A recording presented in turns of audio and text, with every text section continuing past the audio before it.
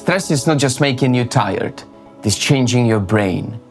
Your focus disappears, your memory gets worse, your patience gets shorter, your decisions get smaller, your joy feels distant. And slowly, you stop feeling like yourself. People call it burnout, anxiety, overthinking, depression, but often it is something deeper. It is survival mode. You are not overreacting. Your nervous system is under attack. Most people think stress is emotional, private, personal.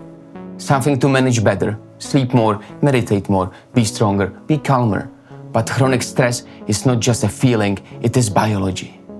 Bills, housing insecurity, job instability, constant notifications, economic fear, political chaos, social comparison, permanently uncertain. Your brain doesn't separate modern stress from physical danger.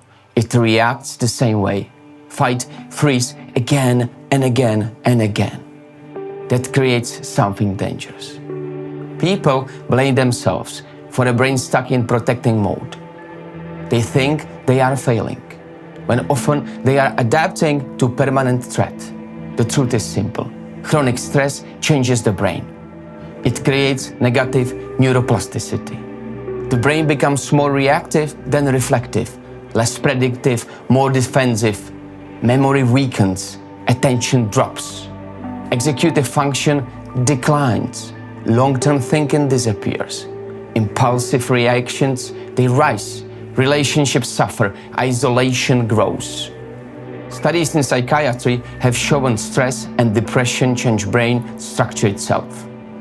Not metaphorically, physically. The human brain has enormous potential, learning, creativity, adaptability, consciousness, but all of it depends on environment. You cannot optimize cognition inside permanent survival mode.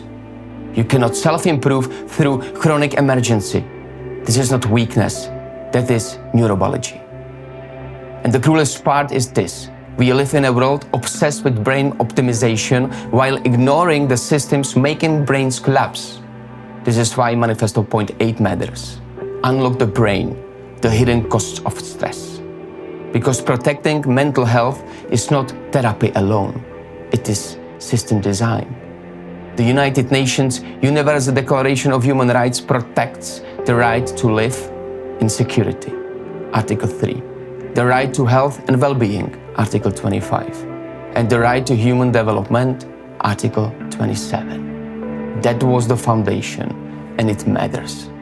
But today, millions of people live without real access to any of them. They survive. But they don't think clearly, they function, but they do not flourish. This is why we need something more. We are not replacing human rights. We are completing them. This is the right that must exist now.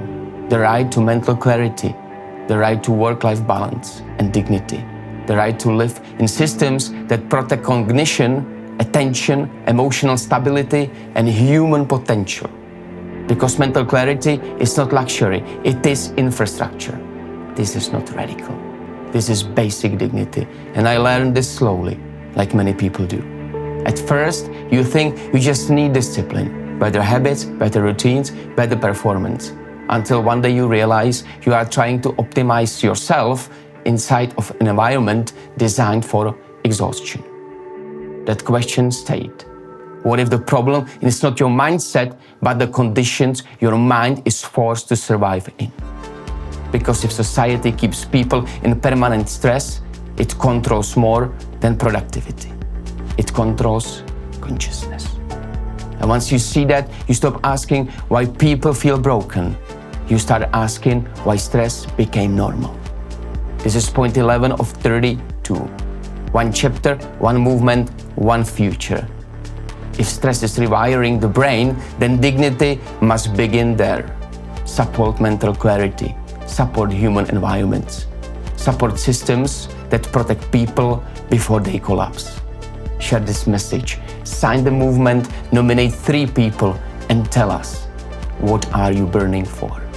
I'm burning for a conscious change, because surviving shouldn't be the highest form of living.